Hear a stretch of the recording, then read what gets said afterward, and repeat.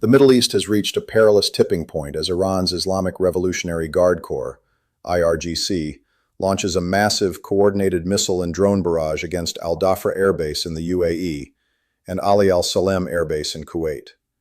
With regional tensions exploding into direct confrontation, these strikes mark a definitive end to the shadow war and the start of a high-stakes military escalation that threatens to reshape the global order. The strikes initiated by the IRGC represent one of the most sophisticated and high-volume aerial assaults in modern history. Reports from March 6, 2026, confirm that Tehran deployed a saturation strategy, utilizing a mix of solid-fuel ballistic missiles, likely the Fateh 110 and Qiyam variants, alongside hundreds of Shahed 136 suicide drones. At Dhafra Air Base in the United Arab Emirates, which serves as a major hub for U.S. Air Force operations including F-22 Raptors and MQ-9 Reapers, the volume of fire was unprecedented. Early estimates suggest over 130 projectiles were launched at the facility. While THAAD and Patriot missile defense systems successfully intercepted a significant portion of the incoming threats, debris and successful impacts have reportedly ignited fires at the perimeter and damaged secondary support infrastructure. Simultaneously, Ali Al Salem Air Base in Kuwait, often referred to as the Rock, came under intense fire. Italian military officials confirmed that while their personnel took cover in reinforced bunkers, the base's primary runway sustained significant damage, temporarily grounding coalition air operations. The IRGC has explicitly claimed responsibility via state media, framing the attacks as a direct response to recent U.S.-Israeli operations within Iranian territory. The psychological impact of these strikes is immediate.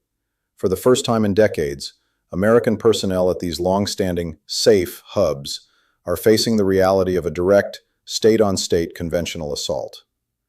The global response has been swift, divided, and deeply alarmed. A joint statement released by the United States, Saudi Arabia, the UAE, Kuwait, Qatar, and Jordan condemned the strikes as unjustified and a dangerous violation of national sovereignty. This unified front highlights the growing security coalition among Gulf states that had previously sought to maintain a delicate balance between Washington and Tehran. In the West, European leaders have called for immediate de-escalation while simultaneously reinforcing their regional commitments. The French aircraft carrier Charles de Gaulle has reportedly crossed the Strait of Gibraltar, leading a multinational strike group to bolster maritime security. Meanwhile, the UK is readying its own carrier strike group for deployment, signaling that the NATO alliance views this not just as a regional skirmish, but as a threat to global energy security and international law. Conversely, Russia and China have urged restraint, but notably blamed the escalation on unilateral military actions by the US and Israel. This diplomatic split at the UN Security Council ensures that a coordinated global political resolution remains unlikely, leaving the path open for further military reciprocity. The international community is now bracing for the economic fallout, as oil markets react with volatility to the threat of a full-scale blockade of the Strait of Hormuz. The primary military takeaway from the March 2026 strikes is the obsolescence of traditional, singular air defense layers. Iran's ability to overwhelm sophisticated Western systems like the MIM-104 Patriot and THAAD through sheer volume, the saturation method, has fundamentally changed the tactical calculus. By launching hundreds of low-cost drones alongside high-speed ballistic missiles, Iran forces air defense batteries to expend expensive interceptors on cheap targets, eventually creating windows of vulnerability for the more lethal missiles to hit their marks. Furthermore, the damage to the runway at Ali Al Salem highlights a critical vulnerability in projected power. If air bases can be effectively shuttered by runway cratering, the U.S. loses its ability to launch the very air superiority missions intended to stop the launches in the first place. This anti-access area denial, A2AD capability, is no longer a theoretical threat. It is an active reality. Strategically, the U.S. Central Command, CENTCOM, must now decide whether to harden these bases further, a costly and time-consuming process, or to distribute its forces across more numerous, smaller, and less predictable locations. The shift toward agile combat employment, ACE, is now a matter of survival rather than just doctrine. The military footprint in the Gulf is being forced to evolve from a series of stationary, sitting ducks into a more fluid, mobile force. Politically, these strikes have shattered the illusion of Gulf neutrality.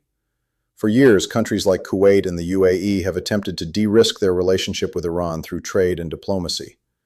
However, by targeting U.S. bases on their soil, Iran has sent a clear message: host a U.S. base, and you are a combatant. This has caused a massive internal shift within the Gulf Cooperation Council, GCC. Leaders who once advocated for a middle path are now being pushed toward a formal, NATO-like defense pact with the United States and Israel. In Kuwait, the National Guard and Ministry of Defense are under immense public pressure to explain why foreign missiles are falling on their sovereign land. In Washington, the strikes have effectively silenced those calling for a pivot away from the Middle East. President Trump has termed the current operations major combat operations, signaling that the U.S. is moving toward a regime change or total neutralization footing rather than a containment strategy. The political capital required to sustain a long-term war is high, but the direct targeting of U.S. service members has created a rally-round-the-flag effect in the American electorate that makes a rapid withdrawal politically impossible. Security analysts suggest that we have entered a perpetual war phase, where neither side can afford to back down without losing face. According to experts at the Atlantic Council and the Scowcroft Middle East Security Initiative, Iran's strategy is to make the cost of staying too high for the United States. By hitting civilian infrastructure like Jebel Ali Port and the Mayadeen power plant in addition to military bases, Tehran is trying to turn the local populations and business elites against the U.S. presence. However, analysts also point out that Iran is losing its legal and moral standing among its neighbors. By striking sovereign Arab nations that were not party to the initial U.S.-Israeli strikes, Iran is isolating itself from the very neighbors it once courted through good neighbor diplomacy. The consensus among regional experts is that the conflict will now expand into the gray zone. Cyber attacks on power grids, maritime sabotage, and proxy strikes in Iraq and Syria.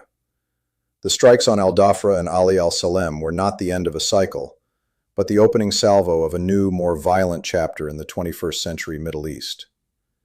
The strikes on Dhafra and Ali al-Salem represent a historic escalation that has brought the U.S. and Iran to the brink of total war. With runways damaged, international carriers suspending flights, and carrier strike groups moving into position, the next 24 hours will be critical. Friends, this situation is evolving by the minute. Are these strikes on Dhafra and Ali al-Salem just the beginning, or the prelude to a much larger confrontation? Major statements are expected from both the Pentagon and Tehran. We are closely monitoring the developments of the next 24 hours and all major military movements. In our next video, we will look at, will the U.S. now take direct action inside Iran? What is the new security plan for the UAE and Kuwait? And is this truly a sign of a full-scale regional war? For the answers to all these questions, stay tuned for our next video, which will be uploaded to this channel very soon. Until then, keep your notifications on.